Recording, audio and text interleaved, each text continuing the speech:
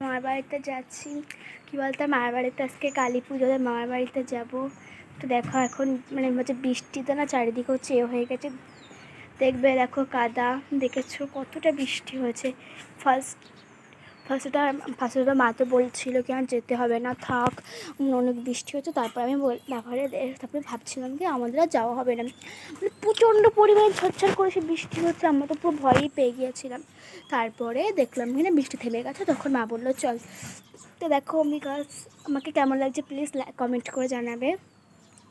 তো আমি যাবো আসলে মামার বাড়ি, আমার মার কাকার ছোটো কাকা বাড়ির হচ্ছে ওই কালী পুজো, তাই যাব। হ্যাঁ যাবো, হচ্ছে অনেক দূর, তো বসিরহাটে বাড়ি। তো গাইস, আমার ভিডিও যদি ভালো লাগে প্লিজ লাইক করবে। তো আমি অনেক কষ্ট করেই বানাচ্ছি ভিডিওটা। তো দেখো এই যে আমাদের বাড়ির পিছন দিক, দেখো, আর এটা সামনের দিক। তো যাই হোক, আমি রাখছি তাহলে, টাটা, বাই বাই।